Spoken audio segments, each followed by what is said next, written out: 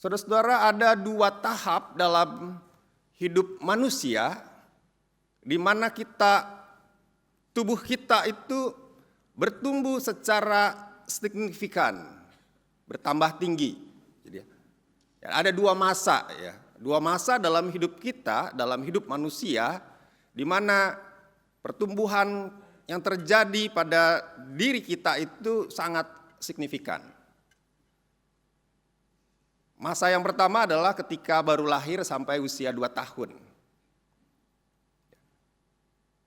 Dalam masa ini, seorang manusia yang baru lahir itu bisa bertumbuh 50% dalam 1 tahun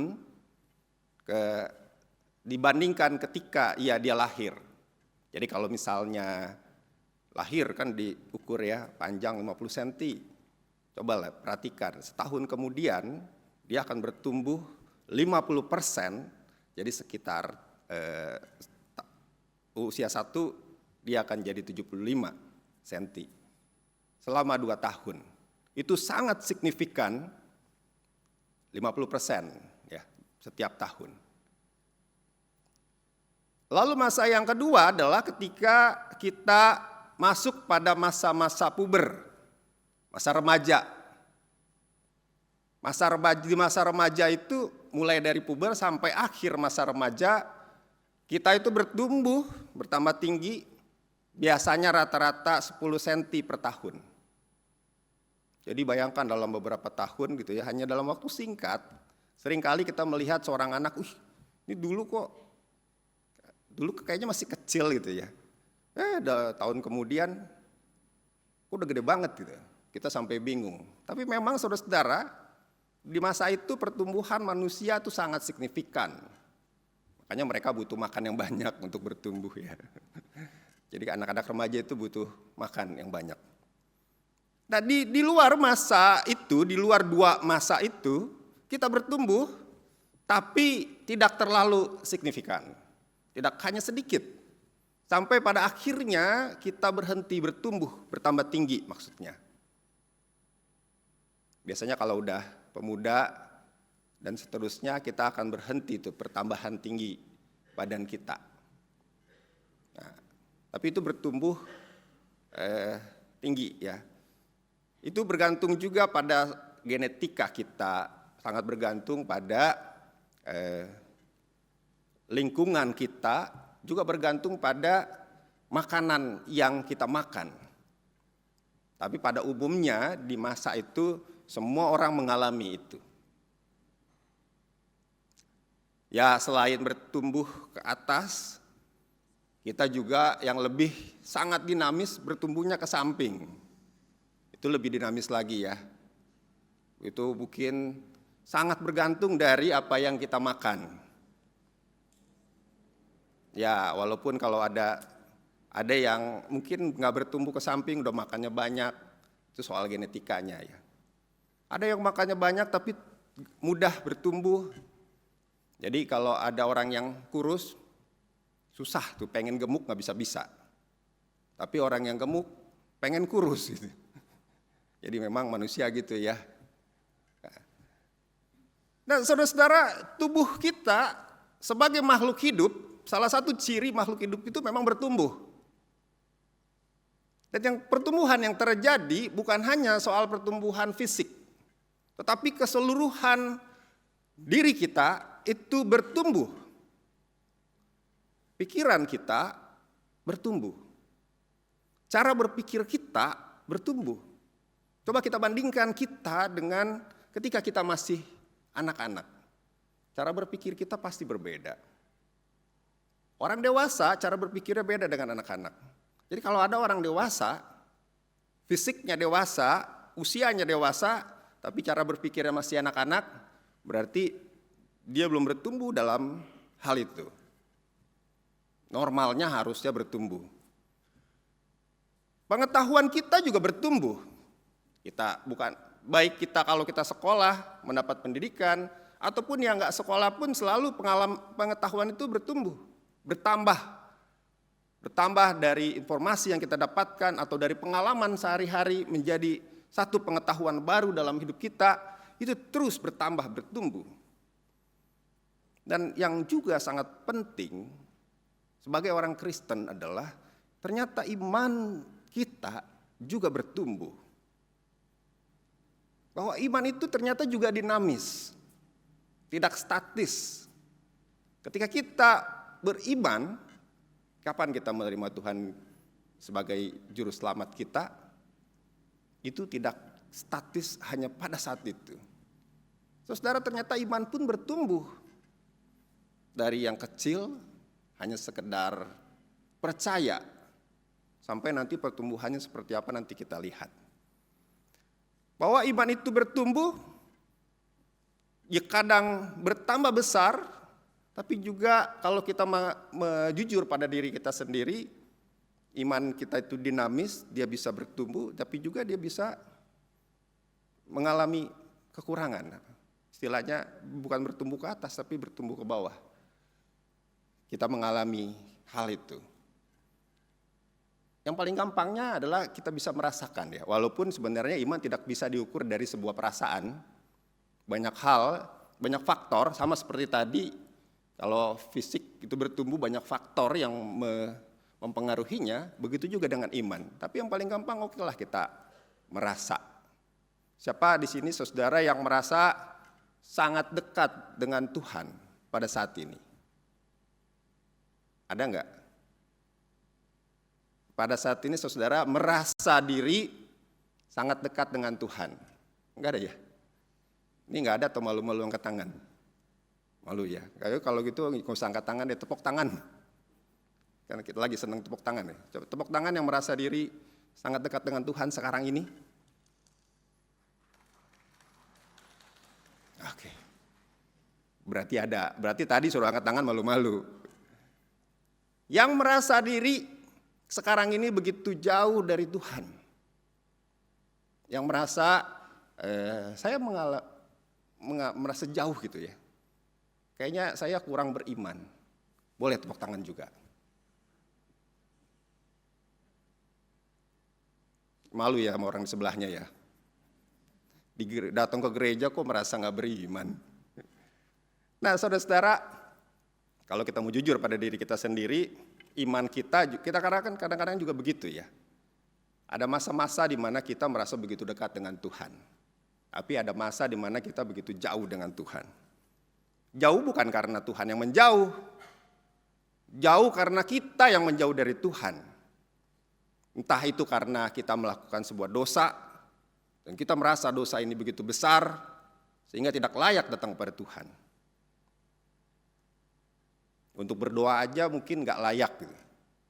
Atau ketika kita udah lupa sama Tuhan, sedang lupanya karena kesibukan kita, sehingga yang biasanya kita rajin berdoa di rumah, kok jadi lupa berdoa gitu.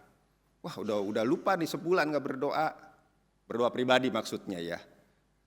Wah jauh banget sama Tuhan. Sehingga mau berdoa lagi malam itu terasa udah jadi kebiasaan yang tidak pernah berdoa. Ya suatu saat kita akan berubah. Nah begitu juga dengan iman itu yang selalu dinamis dalam hidup kita, maka kita perlu mengupayakan, kita perlu menjaga, kita perlu berusaha agar iman kita di dalam diri kita ini terpelihara. Iman kita yang mungkin kecil seperti biji sesawi dalam bacaan Markus, itu perlu bertumbuh, tidak sampai hilang. Kalau dalam perumpamaan yang lain tidak dimakan burung, tidak dikena duri, tapi boleh kita jaga untuk bertumbuh dalam hidup kita. Maka itu perlu suatu upaya yang signifikan, upaya kerja keras dari diri kita. Karena iman itu bukan yang kita terima, bukan iman yang jadi. Nah saudara-saudara, merenungkan soal pertumbuhan dalam bacaan Alkitab kita ini ada 3 hal yang bisa menjadi inspirasi kita dalam kita menjaga iman kita tetap bertumbuh. Yang pertama saudara-saudara, menumbuhkan iman itu butuh yang namanya kesetiaan. Kenapa butuh kesetiaan? Karena semua upaya untuk bertumbuh tidak akan membuat kita bertumbuh secara langsung. Bertumbuh itu adalah satu proses dari kecil menjadi besar, atau dari besar menjadi lebih besar. Nah, kalau dalam bacaan Alkitab kita, saudara, Tuhan Yesus ini sedang mengajarkan satu kerajaan sorga, kerajaan Allah. Dia menggunakan perumpamaan tentang orang yang menanam. Orang yang menanam, ada biji sesawi. Biji sesawi itu mungkin kalau kita, ya pasti sini sudah tahu lah ya, sesawi yang dimaksud bukan sayuran sawi ya, yang kita masak di rumah. Bukan itu. Tapi ada satu tanaman yang dari bijinya kecil, tanaman itu bisa tumbuh menjadi pohon yang sangat besar. Pohon sesawi. Saya nggak tahu kalau di sini di Indonesia itu namanya apa ya. Benar kali mungkin sesawi ya. Black mustard. Mungkin saudara yang ahli tanaman pasti akan lebih tahu. Tetapi yang dipakai oleh Tuhan Yesus itu adalah apa yang ada pada saat itu. Di sekitar mereka banyak perkebunan, banyak petani, banyak orang yang mencari nafkah itu dengan bertani, bercocok tanam. Maka dia menggunakan pohon-pohon sebagai perumpamaan tentang kerajaan sorga. Dia mengumpamakan iman kita itu seperti benih yang kecil yang ditanam oleh petani. Kitalah petaninya. Dan itu perlu yang namanya proses. Walaupun iman itu hanya kecil, tetapi yang dikatakan di situ mungkin dia benih itu benih yang paling kecil dibandingkan benih-benih tanaman yang lain. Pada saat itu, di zaman itu, yang biasa mereka tanam. Tapi ketika biji sesawi itu bertumbuh, itu akan menjadi pohon yang lebih besar dari tanaman yang lain. Tetapi untuk sampai menjadi pohon yang besar itu, maka petani itu perlu mengupayakan, perlu menanam, perlu menyirami, perlu memberi pupuk, perlu mengupayakan kerja keras itu setiap hari. Dan itu juga cara yang dilakukan mesti tepat. Sehingga pada saatnya nanti kalau orang menanam, pada saatnya nanti bisa menghasilkan, bisa panen. Walaupun mereka punya resiko gagal panen. Punya resiko di tengah-tengah pohonnya kenapa-napa gitu. Mati, nggak bertumbuh. Risikonya sangat besar. Nah karenanya itu saudara, iman kita juga seperti itu. Tidak langsung jadi tetapi melainkan butuh proses setiap hari kita mengupayakan pertumbuhan iman kita itu. Jadi kalau saudara pada saat ini merasa imannya kecil atau bahkan mungkin kurang beriman, GKI ya sering diplesetkan gereja kurang iman, enggak apa-apa. Justru saudara harusnya yang merasa imannya besar itu mesti hati-hati. Karena biasanya orang yang beriman tidak terlalu merasa bahwa dirinya sangat beriman. Biasanya. Maka kalau saudara merasa saat ini merasa kurang beriman, bersyukurlah karena bukan tidak beriman, tapi kurang beriman.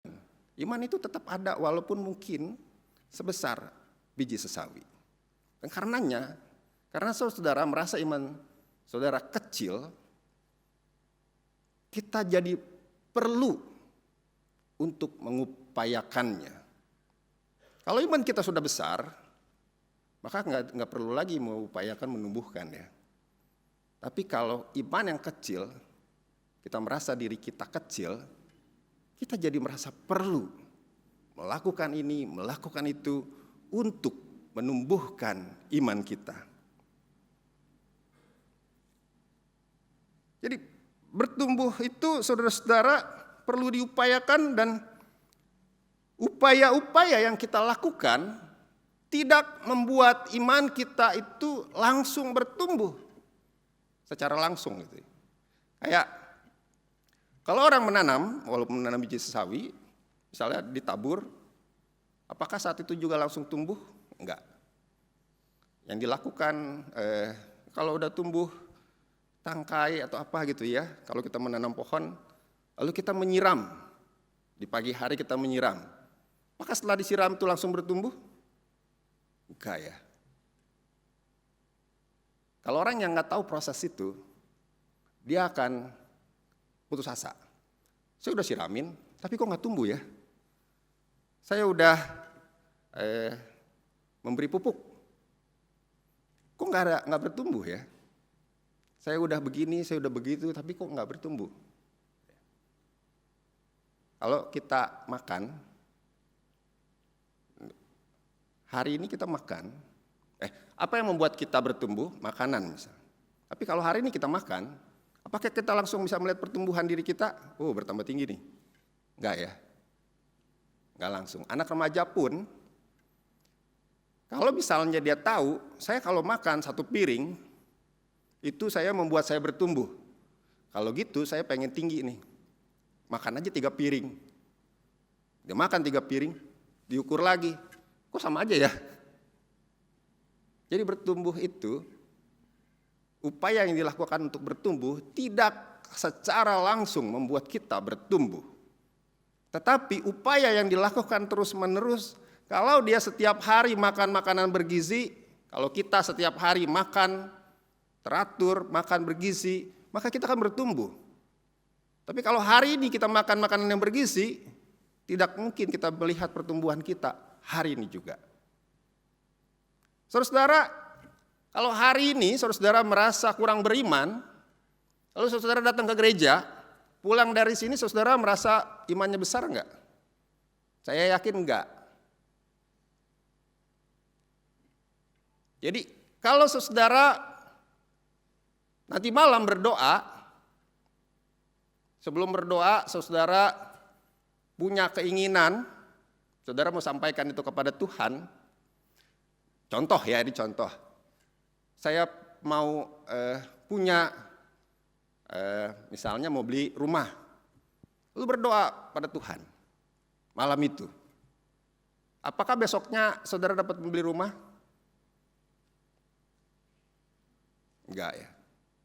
Saya ingat saudara-saudara waktu kecil, saya itu tiap malam sering berdoa di keluarga. Itu orang tua saya yang membuat begitu, setiap malam. Saya itu masih anak-anak SD ya. Waktu itu saya ingat sekali tuh, saya minta Tuhan, saya ingin punya gitar. Tapi nggak dapat gitar. Orang tua saya nggak bisa beli gitar. Tidak dapat pada saat itu juga. Bertahun-tahun kemudian, setelah saya dewasa, baru saya kebeli gitar. Jadi kalau kita tidak paham proses itu, maka kita akan putus asa dalam iman kita. Ngapain kita jadi orang beriman? Karenanya, apakah kalau begitu kita tidak perlu? Ngapain kita ke gereja? Ngapain kita berdoa? Toh kita nggak dapat kan? Nah saudara, karenanya kita perlu setiap hari. Maka di sini menarik sekali nih yang dipakai adalah kata kesetiaan. Kita perlu setia berdoa, setia mendengarkan firman Tuhan, setia melakukan firman Tuhan, sekalipun saat ini juga kita tidak merasakan hasilnya. Kalau hari ini juga kita merasakan hasilnya, maka tidak diperlukan yang namanya kesetiaan. Jadi saudara-saudara, menumbuhkan iman itu adalah proses yang sangat sulit sebenarnya. Karena butuh kesetiaan, butuh waktu yang lama. Apalagi di tengah-tengah kehidupan kita sekarang ini berada dalam sistem kehidupan yang serba instan. Apa-apa pengen cepet.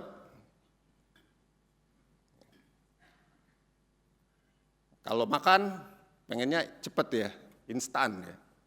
Kalau kita ke restoran, Mau makan pizza, pesan pizza 1 mangkok, pakai kuah, pakai saus, pakai cabai, pakai ini, tapi nggak pakai lama ya. Selalu begitu kan. Mau apapun menu yang kita minta, tapi satu hal yang pasti nggak pakai lama. Walaupun kalau kita 20 menit terlalu lama, kita bisa marah-marah, ini restoran apa sih, not recommended dah. Padahal kalau kita masak sendiri, saya kalau masak sendiri untuk makan 1 kali itu bisa setengah harian. Tapi kalau di restoran itu cuma 20 menit, termasuk lama ya. Kita berada dalam kehidupan, sistem kehidupan yang serba instan.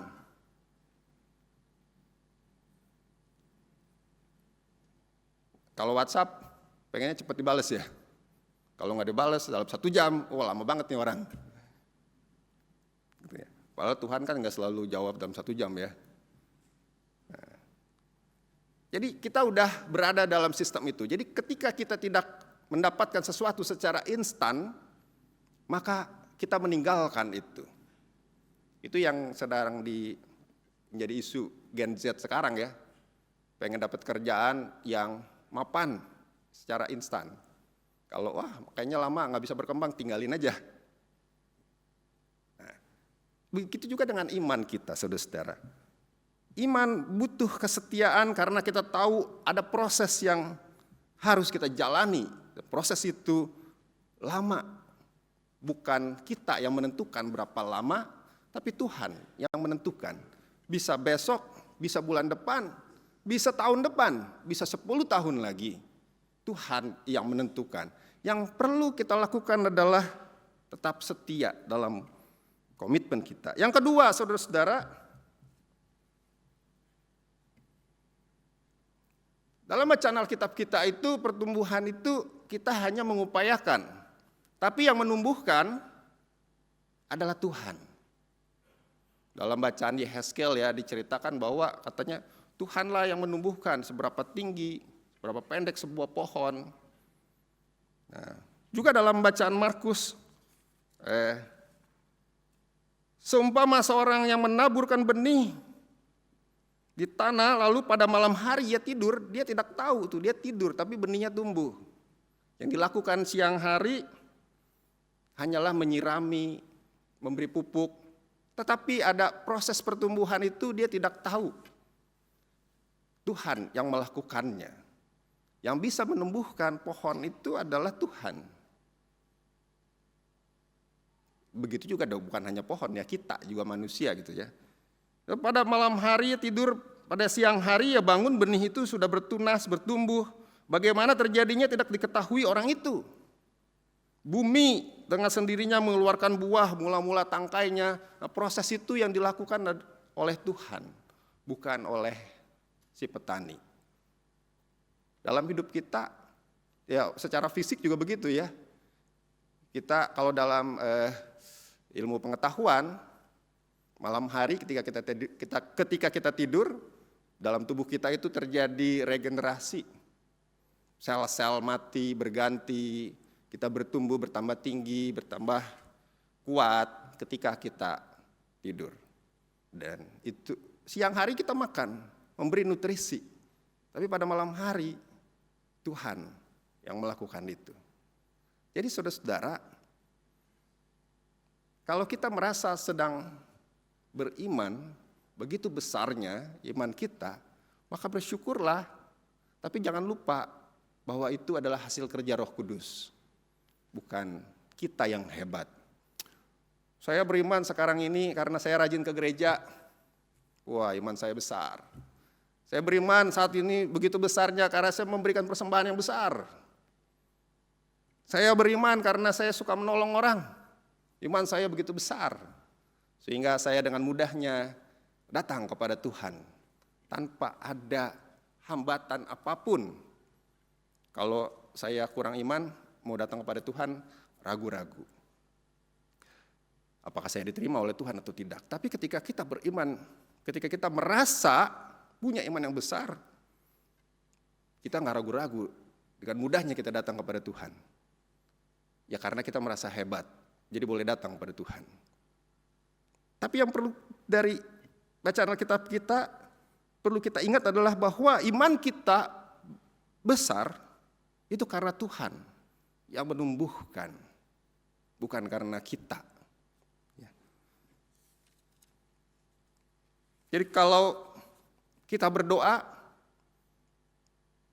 Tuhan yang mendekat kepada kita, bukan kita yang mendekati Tuhan. Kita nggak pernah bisa mendekati Tuhan. Musa datang kepada Tuhan nggak bisa mendekati Tuhan kalau Tuhan tidak mau mendekat kepadanya.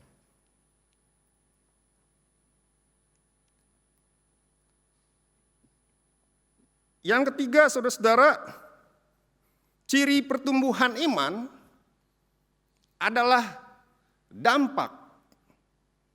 Kalau kita lihat di dalam Markus pasal 4 tadi ya, ayat 32,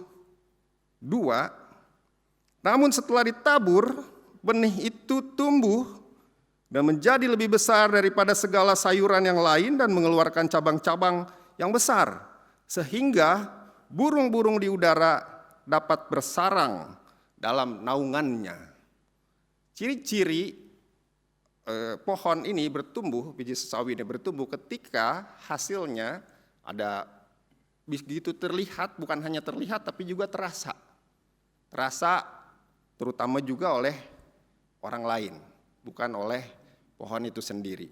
Di sini kenapa ya diceritakan bahwa itu burung-burung di udara dapat bersarang dalam naungannya. Kalau biji sesawi itu hanya terus menjadi biji yang kecil, burung tidak akan bisa berada dalam naungan karena dia hanya menjadi kecil.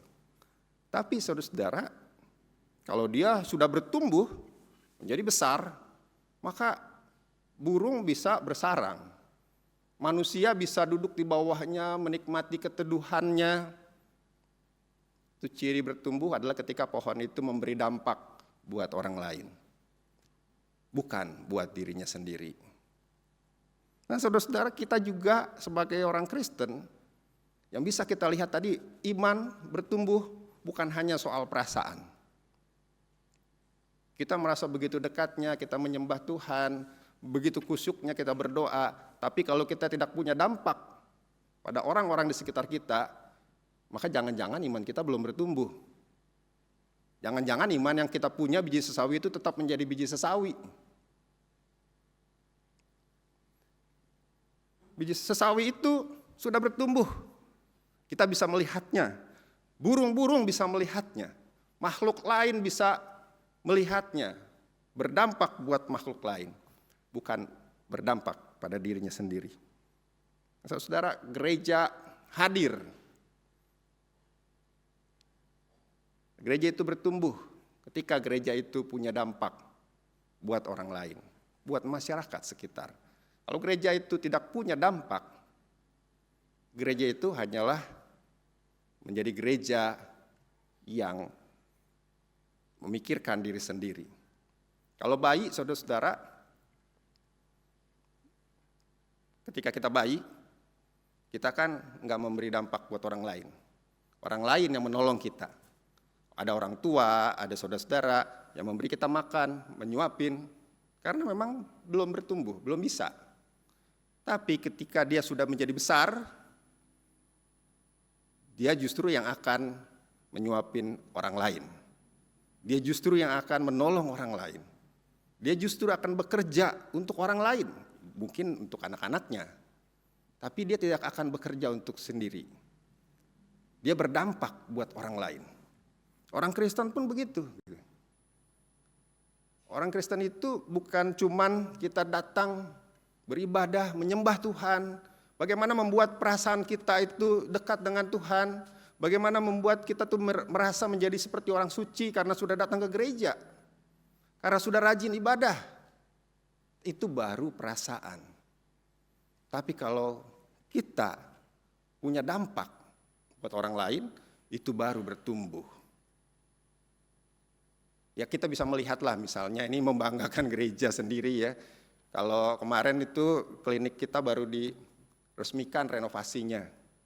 Peresmian itu menunjukkan bahwa Gereja kita berkomitmen untuk meningkatkan kualitas pelayanan kepada masyarakat. Bukan berarti diresmikan baru ada ya, sebelumnya kan sudah ada. Tapi peresmian renovasi itu menunjukkan komitmen kita sebagai gereja untuk memberi dampak buat orang lain, buat masyarakat dalam hal kesehatan. Kita juga bisa melihat dalam hal yang lain, bukan hanya dalam hal kesehatan. Kita bersyukur gereja kita punya dampak itu. Kalau kita tanya kepada orang-orang yang datang, masyarakat yang datang, kita akan melihat dampak seperti apa gereja kita. Tapi saudara, ini gereja sebagai komunal. Yang juga perlu adalah gereja sebagai personal, diri kita sendiri. Kita beriman, dampak, bagaimana kita menjadi berdampak buat orang lain. Kita mungkin gak akan bisa ya melihat dampaknya apa. Biasanya dampaknya ketika kita sudah tidak ada. Itu bisa kelihatan. Seberapa besar kita berdampak buat orang lain terlihat ketika kita meninggal. Berapa banyak yang hadir, itu akan, makanya ketika kita hidup, kita mungkin gak bisa merasakan. Tapi orang akan melihat, dia hidupnya sudah memberi dampak buat orang lain. Nah saudara-saudara, itu yang bisa kita renungkan 3 hal itu. Pertama, menumbuhkan iman itu butuh kesetiaan kita untuk kita lakukan terus-menerus. Tapi juga kita jangan sombong karena Tuhan yang menumbuhkan iman dalam diri kita. Dan yang ketiga, kita beriman itu harus punya dampak buat orang-orang di sekitar kita. Biarlah Roh Kudus menolong kita untuk terus bertumbuh di dalam iman kepada Tuhan. Amin. Tuhan memberkati kita.